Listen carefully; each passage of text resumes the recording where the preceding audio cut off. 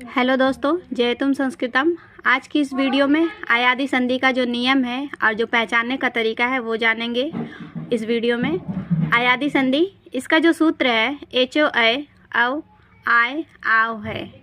संक्षेप में इसको हम एच प्लस अच बराबर ऐ औ आय आवह कह सकते हैं।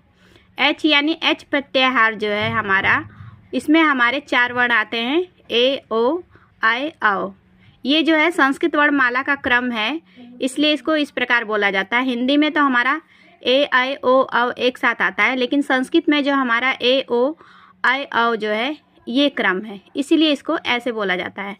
तो पहले इसका नियम क्या है, पहले पद में जो है हमारा हम ए ओ आई औ इन 4 वर्णों में से कोई एक वर्ण होना चाहिए।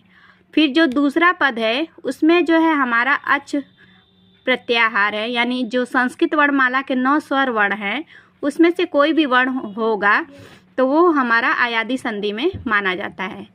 इसमें हमें से अयादि संधि में हमें ये ध्यान देना है कि जो पहला पद है उसमें ए यदि आया और बाद में अच आया तो आय बनेगा। यदि आय प्लस अच है तो आय बनेगा, यानी बड़ा है तो आ का मात्रा बढ़ जाएगा, बस इतना ध्यान रखना है। ए है तो आय रहेगा और बड़ा ए है तो आय हो जाएगा। इसी प्रकार हमारा ओ प्लस अच है तो औ बनेगा और औ प्लस अच है तो आव बनेगा। बड़ा मात्रा है तो बड़ी एक मात्रा आ का बढ़ जाएगा।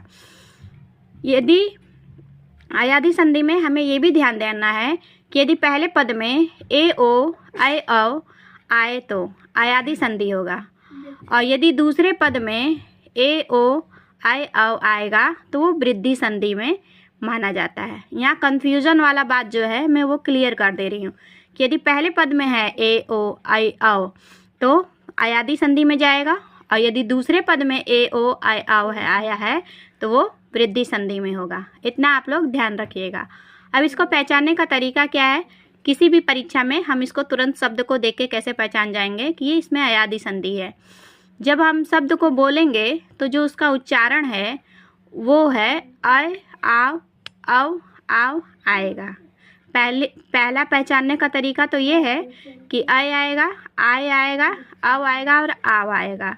और दूसरा पहचानने का तरीका क्या है कि शब्द में य और व जो है बीच या आखिरी में दिखेगा।